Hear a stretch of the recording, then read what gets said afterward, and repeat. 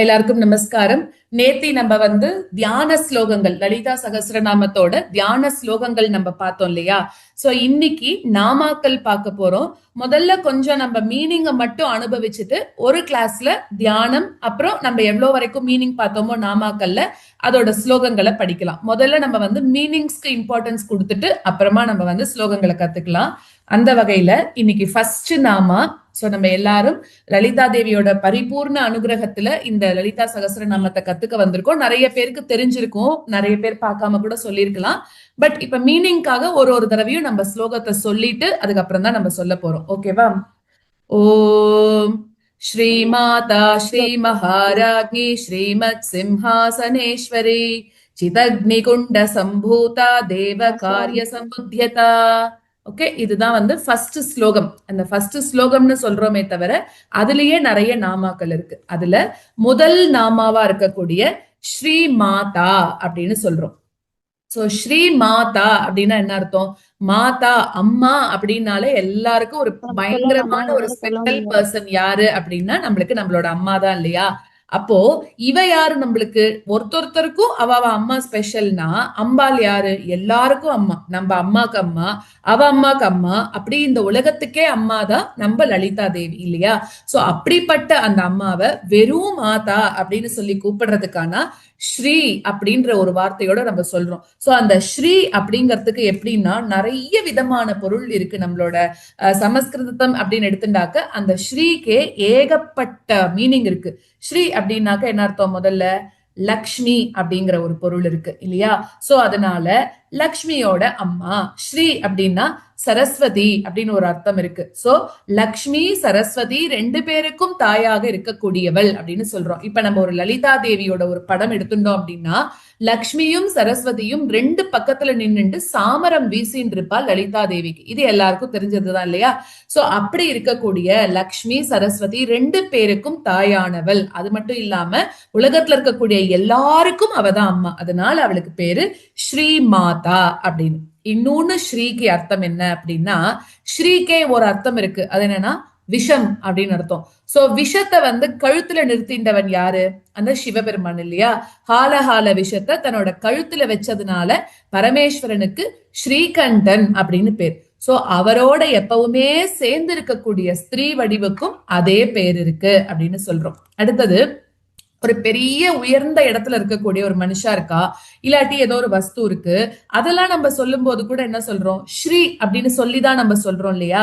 இப்ப நம்ம உதாரணமா லலிதா சகஸ்ரநாமத்திலே எடுத்துட்டோம்னு வச்சுக்கோங்களேன். ஸ்ரீ சக்கரம், ஸ்ரீ வித்யா இதெல்லாம் சொல்றோம். அது மட்டும் இல்லாம ஸ்ரீ சைலம், இதே மாதிரி நிறைய இருக்கு இல்லையா? சோ சர்வலோக அம்மாவா, எல்லாத்துக்கும் சர்வலோக ஜனனியாக இருக்கிறதுனால இவளை நம்ம என்ன சொல்றோம்? ஸ்ரீ மாதா அப்படின்னு நம்ம ஸ்பெஷல்லா ஒரு அடைமொழி கொடுத்து அவளுக்கு சொல்றோம். சோ அதனால ஸ்ரீ அப்படின்னு சொல்லக்கூடிய ஒரு பதம் அதுவே எப்படின்னா ரொம்ப ரொம்ப ரொம்ப ரொம்ப ரொம்ப மங்களகரமானது அப்படின்னு சொல்றோம். அதனாலதான் இந்த எந்த ஒரு ஒப்பு உயர்வு இல்லாத இந்த சகஸ்ரநாம வரிசை ஸ்ரீ அப்படின்னு சொல்லக்கூடிய எழுத்தோட தொடங்குறது ரொம்பவும் பொருத்தம் அப்படின்னு சொல்றா. சோ இந்த சகஸ்ரநாம ஸ்தோத்திரத்தை யார் செஞ்சா? நேத்திக்கே நம்ம பார்த்தோம் இல்லையா? வஷினி மாதிரி இருக்கக்கூடிய 8 வாக் தேவதைகள் தான் பண்ணா. அவெல்லாம் யாருன்னா சாக்ஷாத் அம்பாலோட வாக் சக்தியினால உண்டானவர்கள் தான் இவ எல்லாருமே. சோ அவளோட ஆக்ஞைப்படிதான் இந்த ஸ்தோத்திரத்தை செய்யக்கூடிய ஒரு வாய்ப்பு அவளுக்கு கிடைச்சது. அம்பாலே சொல்லி அவெல்லாம் எழுதியிருக்கா இல்லையா? சோ இது மூலமாக இந்த உலகத்துக்கே வாக் சக்தியை கொடுக்கக்கூடிய பெருமையும் அவளுக்கு கிடைச்சது அப்படிங்கிறா. சோ நாமங்கள்ல முதலாக தேர்ந்தெடுத்த நாமம் எதுன்னா ஸ்ரீ மாதா அப்படின்னு சொல்றா. இதனால இவாளும் கூட என்னன்னா அவளுக்கு அம்பாள் மேல அளவு கடந்த பிரேமை, கருணை இது எல்லாம் இருக்கிறத இது மூலமாக அவெல்லாம் வெளிப்படுத்திக்கிறா அப்படின்னு சொல்லி நம்ம சொல்றோம். சோ லலிதா சகஸ்ரநாமத்தோட முதல் நாமா அப்படின்னு பார்த்தாக்க ஸ்ரீ மாதா அப்படின்னு சொல்றது. அடுத்தது நம்ம பாக்குறோம் ஸ்ரீ மகாராஜி. ஸ்ரீ மாதா ஸ்ரீ மகாராஜி அப்படின்னு எடுத்துட்டோம்னா என்ன? இது காக்கக்கூடிய மகாராணி அப்படின்னு அர்த்தம். அதாவது காப்பாத்தக்கூடிய தொழிலை பண்ணக்கூடியவள். சோ அதனால அவளுக்கு பேரு மகாராஜி. முதல்ல படைச்சுட்டா எல்லாரையும். காப்பாத்தணுமா இல்லையா? படைக்கிறது கூட ஈஸி, ஆனா அவ எல்லாரையும் காப்பாத்துறது அப்படிங்கிறது ஒரு பெரிய வேலை தானே. சோ அத வந்து கஷ்டமான விஷயம் அப்படின்னு சொன்னாக்க அதுதான். சோ ஆனா படைச்ச இந்த குழந்தைகள் எல்லாரையும் கூட, இந்த ஆன்மாக்கள் எல்லாத்தையும் கூட காப்பாத்தணும் அப்படிங்கிறதுக்காக பல விதங்கள்ல அம்பாள் என்ன பண்றா, அவளே வந்து இது பண்ணிக்கிறாளாம், நெறிப்படுத்திக்கிறா அப்படிங்கிற மாதிரி சொல்றா. சோ அந்த மாதிரி அதனால ஸ்ரீ மகாராஜ்ஞி, அதோடு மட்டும் இல்லாம சிறப்பான பேரரசி அப்படின்னு சொல்லலாம். அவ வந்து அரசி கிடையாது, பெரிய அரசி அப்படின்னு சொல்றோம் இல்லையா? சோ அது மாதிரி இந்த உலகத்துல எல்லாத்தையும் காக்கக்கூடியவள். 3 தொழில்கள்ல 2வதா இருக்கக்கூடிய அந்த காத்தல் அப்படின்னு சொல்லக்கூடிய சக்தியானது இந்த இடத்துல வந்து குறிப்பிடப்பட்டிருக்கு. சோ அது மாதிரி அரசனோட பத்தினிக்கு அரசி அப்படின்னு சொல்லுவோம் இந்த லலிதா சகஸ்ரநாமத்துல. இவளுக்கு பேரு அதே வந்து சான்ஸ்கிரிட்ல ராக்ஞி அப்படின்னு சொல்லுவோம். எப்படி நம்ம வெறும் மாதான்னு சொல்லாம ஸ்ரீமாதா அப்படின்னு சொல்றோமோ, இங்கேயும் ராக்ஞி அப்படின்னு சொல்லாம அவளை மகாராஜ்ஞி, அதுவும் ஸ்ரீ மகாராஜ்ஞி அப்படின்னு சொல்றோம். ஏன்னா இந்த உலகத்தை காப்பாற்றக்கூடியது லலிதா தேவி. சோ அதனால ஸ்ரீ மகாராஜ்ஞி அப்படின்னு சொல்லிடுறோம்.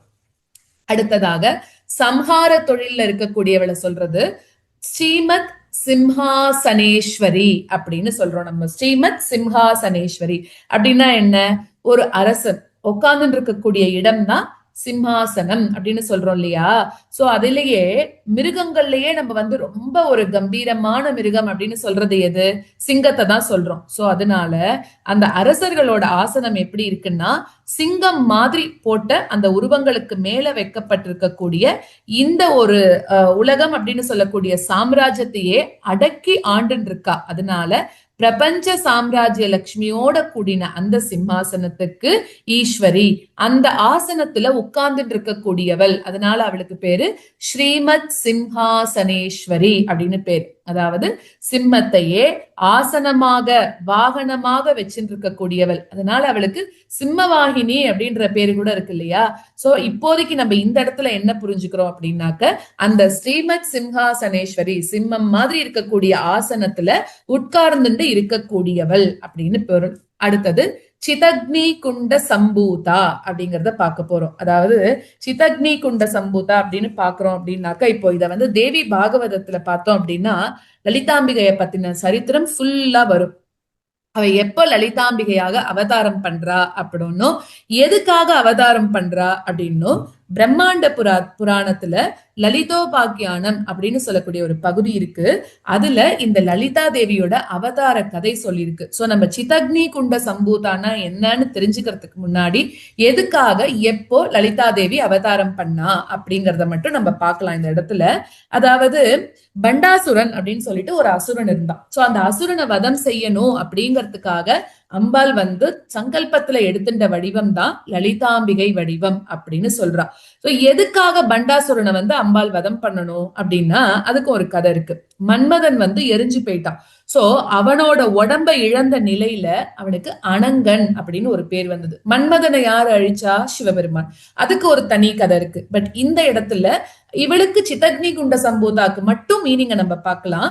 சோ அந்த மாதிரி மன்மதனோட உடம்ப வந்து இழந்துட்டான். அதனால மன்மதனுக்கு அனங்கன் அப்படின்னு ஒரு பேர் இருக்கு. அதுக்கப்புறமா என்ன பண்றா, ரதி தேவி அவனோட வைஃபா இருக்கக்கூடிய ரதி தேவி வந்து இவனுக்காக அழறா. இதே மாதிரி மன்மதனுக்காக அழறா. இப்படி சிவபெருமான் இப்படி பண்ணிட்டாரே, எனக்கு வந்து அந்த மன்மதனை திருப்பி கொடுக்க மாட்டியா அப்படின்னு கேக்குறா. அப்ப அம்பாள் என்ன பண்றா, நீ இவ்வளவு, ஏன்னா ரதி தேவி வந்து அம்பாளுக்கு ரொம்ப பிடிச்சவ, ரொம்ப க்ளோஸ் ஃப்ரெண்ட் அப்படின்லாம் சொல்லிக்கிறோம் இல்லையா, அதே மாதிரியா. சோ அதனால அம்பாள் என்ன பண்றான்னா, ரதி தேவியோட கண்களுக்கு மட்டுமே மன்மதன் தென்படுவான் அப்படின்னு அவளுக்கு ஒரு வரம் கொடுத்துட்டாளாம் அம்பாள். சோ அனங்கனாக இன்னைக்கும் கூட உருவம் இல்லாதவனாக மன்மதனானவன் இருந்துட்டு இருக்கான் அப்படின்னு சொல்றா.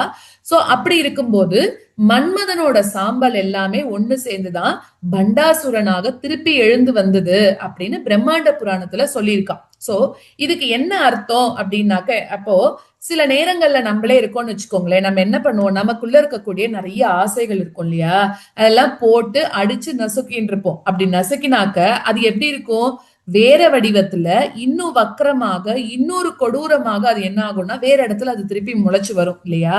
சோ அந்த மாதிரி மன்மதனானவன் என்னைக்கோ இருந்தான், என்னைக்கோ அழிஞ்சு போயிட்டான் அப்படின்றது கிடையாது. சோ இப்ப நம்ம எப்படி நம்ம கதைகள்லாம் என்னைக்கோ படிக்கிறோம், ஆனா அதெல்லாம் இன்னைக்கும் இருக்குன்னு நம்புறோம் இல்லையா? சோ அந்த மாதிரி ஒரு ஒரு ஜீவனுக்கும் பொருத்தமாக இருக்கக்கூடிய விஷயங்களை அது எல்லாமே அந்த புராண கதைகள் எல்லாமே சொல்லிட்டு இருக்கான். சோ அந்த மாதிரி மனசுக்குள்ள இருக்கக்கூடிய அந்த வக்கரமான ஆசைகளை ஒடுக்கினா மட்டும் போராது, மனசையும் நெறிப்படுத்தணும் அப்படின்னு சொல்றதுக்காக தான் இந்த பண்டாசுரனோட கதையே ஏற்பட்டது அப்படின்னு சொல்றா. இப்போ எப்படி வந்தா அப்படின்னு பாக்கலாம். சோ சாம்பல்ல இருந்து இப்ப நம்ம சொன்னோம் இல்லையா, நிறைய சாம்பல்லாம் ஒண்ணு சேர்ந்துதான் பண்டாசுரன் வந்தான் அப்படின்னு. அப்ப சாம்பல்ல இருந்து பண்டாசுரனானவன் எழுந்து வரான். அப்போ எல்லாரையும் அவன் என்ன பண்றான்னா ரொம்ப துன்பப்படுத்தி கொடுமைப்படுத்துறானாம். அவன் கிட்ட இருந்து எப்படி தப்பிக்கிறது அப்படின்னு வழி தெரியாம தேவர்கள் எல்லாம் ரொம்ப தவிக்கிறான். அப்ப போயிட்டு என்ன பண்றா, அந்த அம்பிகைய சொல்லி தவம் பண்ண ஆரம்பிச்சுடுறா. அப்போ இமயமலை சாரல்ல தேவேந்திரனானவன் தவம் பண்ணிட்டு இருக்கான். அப்படி தவம் பண்ணிட்டே இருந்த போது அந்த யாகத்தோட நெருப்புல இருந்து யார் வரா, இப்பதான் நம்ம லலிதா தேவி உதயமாகறா அந்த இடத்துல. அதுவும் எப்படி வரா அப்படின்னாக்க, அந்த யாகம் பண்ணிட்டே இருக்கும்போது ஒரு தங்க தாம்பாலம், அந்த தங்க தாம்பாலத்துல குழந்தையெல்லாம் வரல, வரும்போதே யௌவன பருவம், அதாவது ஒரு 16 வயசு பொண்ணாகவே அந்த இடத்துல அந்த தங்க தாம்பாளத்துல வரா. அப்படியே அந்த யாகத்துல இருந்து தங்க தாம்பாளத்துல வந்தா எப்படி இருக்கும், நம்ம இப்ப அதை யோசிச்சு பார்க்கணும் தானே. ஒரு யாகம் நடந்துட்டு இருக்கு, நிறைய பேர் நம்ம நிறைய ஹோமம் எல்லாம் பண்றோம், எல்லாம் பண்றோம். அந்த அக்னியில சில சமயத்துல நம்மளுக்கு உருவம் தெரியும். ஹயக்ரீவராக, நாகமாக, ஆஞ்சநேயராக, மகா பெரிவாளாக நிறைய பேர் நம்ம அதெல்லாம் அனுபவிச்சிருப்போம் இல்லையா? அந்த மாதிரி, ஏன்னா பெருமாள் அக்னி ரூபம் தான். சோ அதே மாதிரி நமக்கு காட்சி கொடுப்பார். அப்படி இவாள்லாம் யாகம் பண்ணும்போது டைரக்டா ஒரு பொண்ணே வந்துட்டான்னா எப்படி இருக்கும் இல்லையா? அதை யோசிச்சு பாக்குறோம். ஒரு யாகம் நடக்கிறது, தங்க தாம்பாளத்திலிருந்து லலிதா தேவி அப்படியே வரா இல்லையா?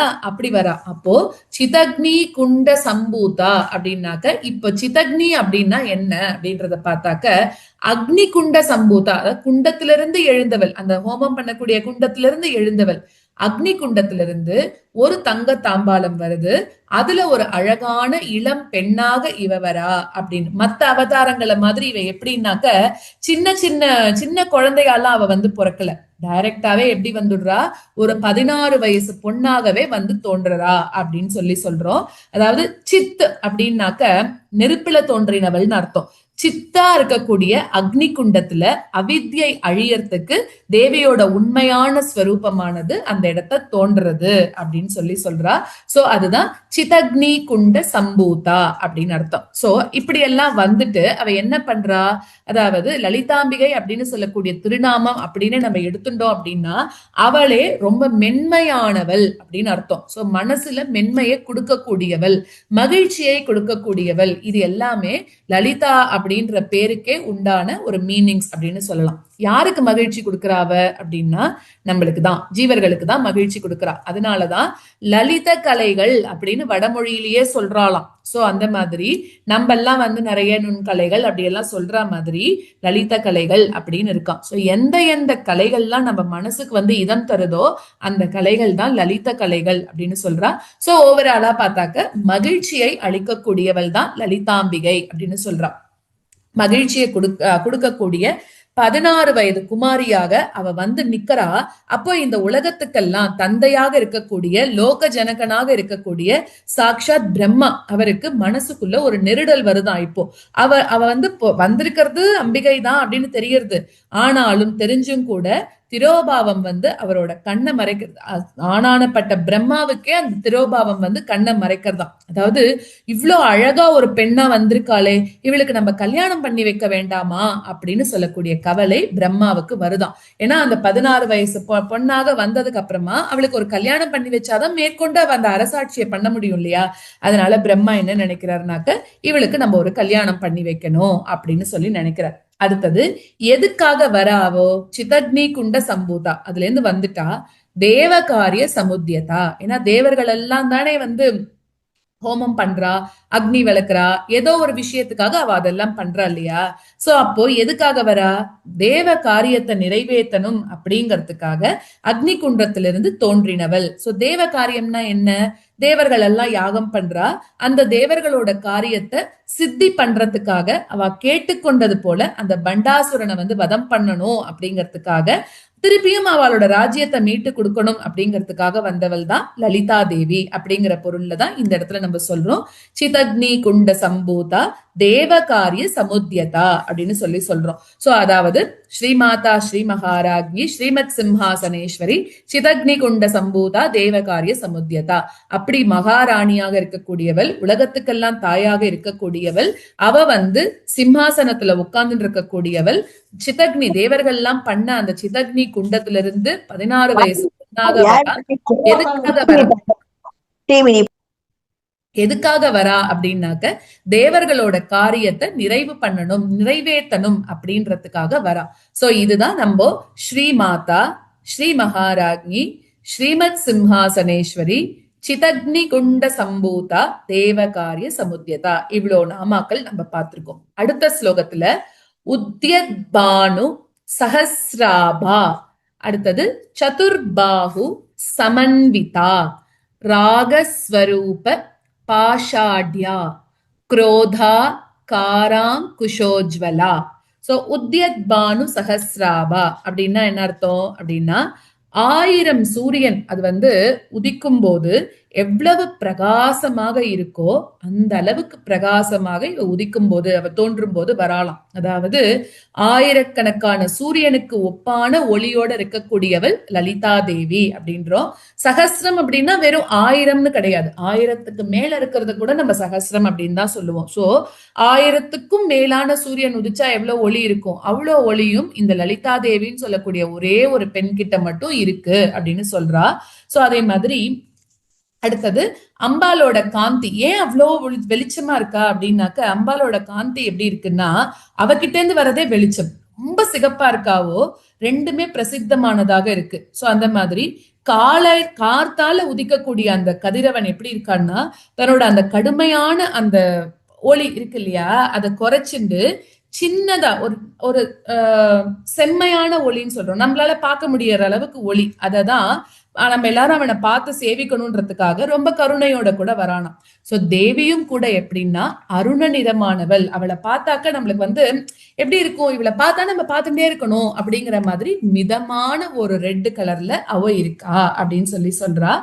அடுத்தது உத்யத்பானு சஹஸ்ராபா சதுர்பாஹு சமன்விதா, இது அடுத்த நாமமாக சொல்லப்படுறது. இங்கதான் வந்து ஸ்வரூப வர்ணனை அப்படிங்கறது ஆரம்பிக்கிறது. என்னது, சிதக்னி குண்ட சம்பூதா அப்படின்னு சொல்லும் போது ஸ்வரூபம் என்னங்கிறத சொல்லல இல்லையா, வந்தா அவ்வளவுதான், அப்படிதான் சொன்னாலே தவிர ஸ்ரீமாதான்னு சொல்லும் போதோ இல்ல ஸ்ரீ மகாராஜ்ஞி அப்படின்னு சொல்லும் போதோ அவரோட ஸ்வரூபம் என்னங்கிறது சொல்லல, நமக்கு இப்ப வரைக்கும் தெரியாது. சிம்ஹாசனேஸ்வரின்னு சொல்லும் போதும் சொல்லல. ஆனா ஸ்வரூபமானது உண்மையிலேயே எங்க ஆரம்பிக்கிறதுன்னா சதுர்பாஹு சமன்விதா அப்படின்னு சொல்லக்கூடிய நாமத்துலதான் ஆரம்பிக்கிறது. என்னது அர்த்தம் அப்படின்னா சதுர்பாஹு 4 திருக்கரங்களோட இருக்கக்கூடியவள் அப்படின்னு அந்த அம்பாளை வர்ணிக்க ஆரம்பிக்கும் போது அவ அந்த வர்ணனையானது எப்படி அவளோட திருமுகத்தில இருந்தெல்லாம் ஆரம்பிக்கல, ஃபர்ஸ்ட் அதையும் நம்ம நன்னா கவனிக்கணும். அவளோட திருக்கரங்கள் அதுல இருந்துதான் ஆரம்பிக்கிறது. சோ 4 கரங்கள் அவளுக்கு இருக்கு அப்படின்றதுனால சதுர்பாஹு சமன்விதா அப்படின்னு சொல்லி அவளோட திருக்கரங்கள் எதெல்லாம் தாங்கிட்டு இருக்கு, 4 கை இருக்கு அப்படின்னு நம்மளுக்கு சொல்லிட்டோம். ஆனா அந்த 4 கையில என்ன இருக்கு அப்படிங்கறதையும் சொல்லணும் தானே. அதனால ராஜராஜேஸ்வரியாகவும் காமாட்சியாகவும் லலிதாம்பிகையாகவும் இருக்கும்போது அதுவும் நம்ம கவனிச்சுக்கணும். நிறைய அம்பாலை நம்ம பாக்குறோம், எல்லா அம்பாளுக்கும் 4 கை இருக்கா, இல்ல கிடையாது, 2 கை தான் இருக்கும் இல்லையா. சில பேருக்கு 2 கை, சில அம்பாளுக்கு 4 கை இருக்கும். எப்பெல்லாம் அம்பாளுக்கு 4 கை இருக்கு அப்படின்னாக்கா இது ராஜராஜேஸ்வரியாக, அப்புறம் காமாட்சி லலிதா இவாளுக்கெல்லாம் தான் வந்து 4 திருக்கரங்கள் இருக்கும் அப்படின்னு சொல்றா. சோ அதே மாதிரி 4 கைகளோட இருக்கக்கூடியவள், 2 தோள்கள்ல இருந்தும் முன்னும் பின்னுமாக பக்கத்துக்கு 2 கைகள் அப்படிங்கிற மாதிரி இருக்கு. சோ தியானத்துல வந்து பொதுவாக நம்ம எல்லாம் சொல்லக்கூடிய அந்த உருவம் வந்து 4 கைகள் அப்படின்னு சொல்லப்பட்டிருக்கு. சோ அஸ்வாரூடா, சம்பத்கரி, அதுக்கப்புறம் வந்து மந்திரினி, வாராகி அப்படின்னு சொல்லக்கூடிய 4 படை தலைவிகளாக அமைஞ்ச தேவிகளையும் அம்பாலோட 4 கைகள்னு கூட நம்ம சொல்லிக்கலாம் அப்படின்னு சொல்றா. சோ அடுத்தது வந்து அடுத்த நாம வந்து ராகஸ்வரூப பாஷாட்யா அப்படின்றது. சோ எப்பவுமே நம்ம நிறைய லலிதா சகஸ்ரநாமம் எல்லாம் படிச்சிருக்கலாம், ஆனாலும் எப்படி படிக்கணும்னா எப்படி சான்ஸ்கிரிட்ல இருக்க உச்சரிப்பு அதே மாதிரிதான் படிக்கணும். பாஷாட்யா அப்படின்னு சொல்றது வேற, பாஷாட்யா அப்படின்னு சொல்றது வேற இல்லையா? அப்ப என்னங்கறத நான் அர்த்தம் சொன்னோன்னே நீங்க இது வரைக்கும் தப்பா படிச்சிருந்தா கூட இனிமே நீங்க கரெக்டா படிக்கலாம். சோ ராகஸ்வரூப பாஷாட்யா, ராகம்னா டிசையர்ஸ், நம்மளுக்கு இருக்கக்கூடிய ஆசை அதெல்லாம் இருக்கு இல்லையா? சோ அந்த 4 கைகள்லயும் என்னென்ன வச்சுட்டு இருக்கா அம்பாள் அப்படின்னு நம்ம பார்க்க போறோம். ஒரு கரத்துல என்ன இருக்கு, ஒரு கையில பாசம் அப்படின்றத வச்சுட்டு இருக்கா. அப்போ ராகஸ்வரூப பாஷாட்யா அப்படின்னா, பாசம் அப்படின்னா ஒண்ணும் கிடையாது, ஒரு கயிறு அப்படின்ற மாதிரி அர்த்தம். அதாவது யமனோட கையில பாச கயிறு இருக்கு அப்படின்னு சொல்றோம் இல்லையா? சோ அந்த மாதிரி யமனோட கயிறு வந்து எவ்வளோ வலிமை வாய்ந்தது அப்படிங்கிறதுனால பாசக்கயிறு அப்படின்னு சொல்றோம் அத. சோ பாசம் அப்படின்னால என்ன அர்த்தம், ஜென்ரலா நம்ம சொல்லும் போது பந்தம், அப்புறம் நம்மள கட்டி போடுறது, இதெல்லாம் தான் சொல்றோம் இல்லையா? சோ அத வந்து அம்பாள் என்ன பண்ணிட்டு இருக்கா, கையில வச்சுட்டு இருக்காளாம். சோ ஒரு கயிறு நம்மள எப்படி கட்டி போடுமோ அந்த மாதிரி பாசமும் நம்மள கட்டி போட்டுடும். சோ இந்த கயிறை வந்து நம்ம விடுவிக்கணும் அப்படின்னா என்ன பண்ணணும், அதுக்காக இன்னொரு கையில அவளே என்ன வச்சுட்டு இருக்கான்னா அங்குசம், அங்குசம் அப்படின்னு சொல்லக்கூடிய ஒரு ஆயுதம் அதை வச்சுட்டு இருக்கா. சோ அந்த பாசத்துக்கும் அங்குசம் இதெல்லாம் வச்சுட்டு இருக்கா. அதாவது பல பழக்கக்கூடிய அங்குசம் வச்சுட்டு இருக்காளாம். அது எப்படி இருக்குன்னா குரோதாகார அங்குசம் அப்படி வச்சுட்டு இருக்கா. குரோதம் அப்படின்னா என்ன அர்த்தம், பொதுவாக துவேஷம், ரொம்ப வந்து நம்மளுக்கு கோபம் வருது, அதே போல எல்லாம் சொல்லிக்கலாம். அப்படின்னா அம்பாலியே வந்து கோபமான ஒரு அங்குசம் கையில வச்சுட்டு இருக்கணும் அப்படின்னாக்க துவேஷத்தை காட்டினாதான் இந்த இடத்துல பந்தத்தை வெட்ட முடியும். அப்படிங்கும்போது அந்த நிலையில அந்த குரோதத்தை காட்டி தேவையில்லாத பந்தங்கள் எல்லாத்தையும் வெட்டக்கூடியவள் அம்பாள். அதனாலதான் அவ கையில என்ன வச்சுட்டு இருக்கா, ஒரு கையில பாசம் வச்சுட்டு இருக்கா, இன்னொரு கையில அங்குசம் வச்சுட்டு இருக்கா அப்படின்னு சொல்றோம். அதாவது அங்குசம் அப்படிங்கறது இன்னொன்னு நம்ம என்ன சொல்லலாம்னா, யானைய வந்து அடக்கறதுக்கு அதோட பாகன் வச்சுட்டு இருப்பா இல்லையா, ஒரு தொரட்டி அது மாதிரி சொல்றா இல்லையா? சோ ஒரு கூர்மையான ஷார்ப் எட்ஜோட இருக்கக்கூடியது அது. சோ அந்த மாதிரி இதுக்கு மதம் பிடிச்சது அப்படின்னாக்க அதை அடக்க முடியாது. அதை அடக்கறதுக்கு பயன்படக்கூடிய ஆயுதம் தான் அந்த தொரட்டின்னு சொல்றா. இதுதான் இந்த ஆயுதத்தோட ஸ்தூல வடிவாக இருக்கு அப்படின்றா. சோ அதே மாதிரி குரோதம், அதனால குரோதா காராங்கு ஷோஜ்வலா, 2 ஆயுதம், இத மாதிரி நிறைய ஆயுதங்கள் வச்சுருக்கா அப்படின்னு சொல்றோம். சோ இதுதான் உத்யத் பானு சஹஸ்ராபா சதுர்பாஹு சமன்விதா ராகஸ்வரூப பாஷாட்யா குரோதாகாராங்கு ஷோஜ்வலா. புரிஞ்சுதா? சோ நெக்ஸ்ட் நம்ம பார்க்க போறது மனோரூபேக்ஷு கோதண்டா பஞ்ச தன்மாத்திர சாயகா நிஜாருண பிரபாபூர மஜ்ஜத் பிரம்மாண்ட மண்டலா. சோ சதுர்பாகுவா இருக்கக்கூடிய 4 கரங்கள்ல இருக்கிறதுல முதல்ல பாசம், அதாவது நம்மள கட்டி போடக்கூடிய பற்று, அதை சொல்லி 2வதாக என்ன பண்றா, அந்த பாசத்தை நீக்கக்கூடிய அங்குசம் அதையும் சொல்லியாச்சு. இப்போ இன்னும் 2 கரங்கள்ல என்ன இருக்குன்னு நம்ம தெரிஞ்சுக்கணும் இல்லையா? அதுதான் அடுத்த திருநாமங்கள்ல வருது.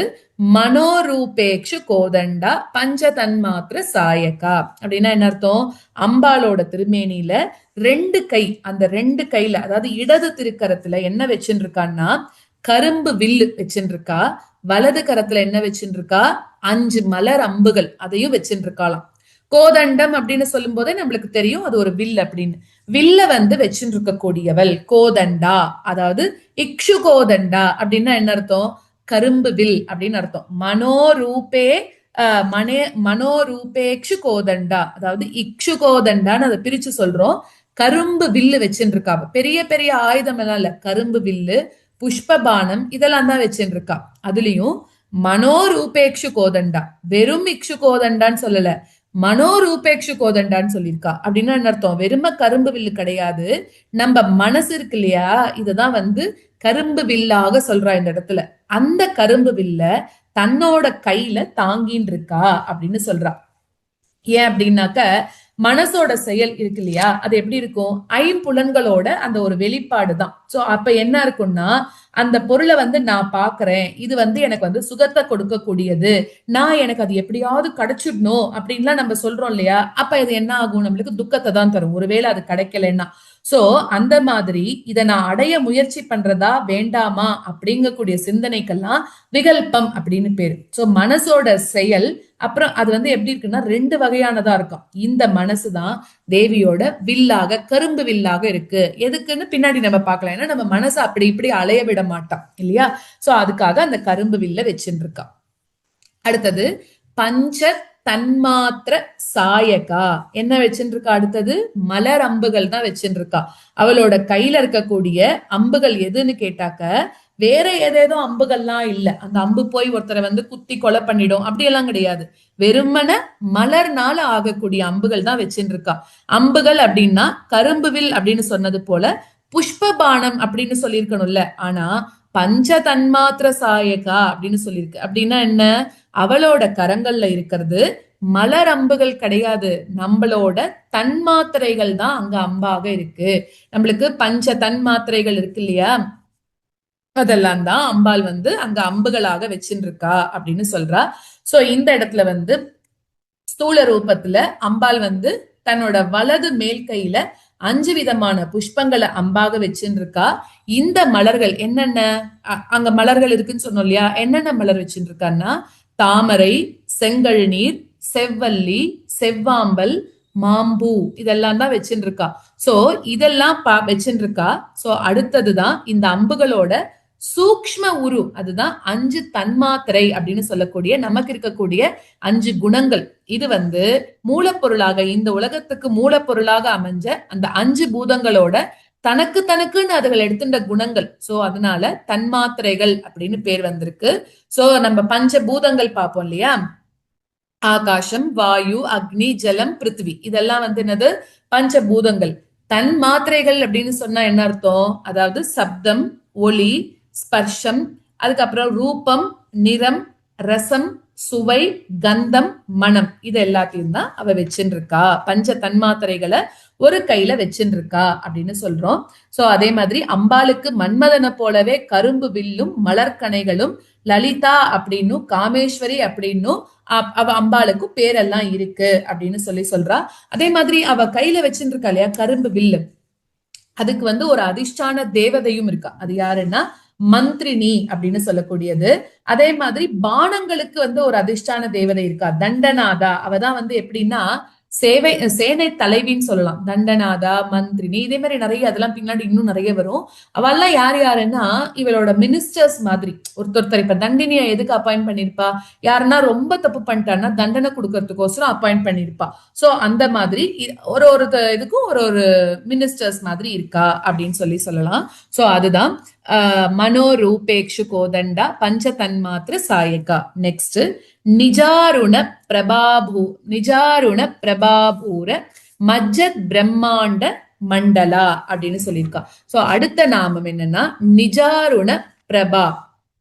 அப்படிங்கும்போது அதாவது தன்னோட அந்த சிகப்பான காந்தி அதோட பிரவாகத்தினால பிரம்மாண்டங்களோட மண்டலங்களை வந்து மூழ்க செய்தவள் அப்படின்னு சொல்லலாம். அதாவது நம்மளோட இந்த இது இருக்கு இல்லையா, பூமண்டலம், ஆகாச மண்டலம், நட்சத்திர மண்டலம் இது எல்லாம் சேர்ந்ததுதான் வந்து ஒரு பிரம்மாண்டம்னு சொல்றோம். சோ இதே போல கூட பல கோடி மண்டலங்கள் இருக்கான். அதுதான் வந்து ஒரு பிரம்மாண்ட மண்டலம் அப்படின்னு சொல்றா.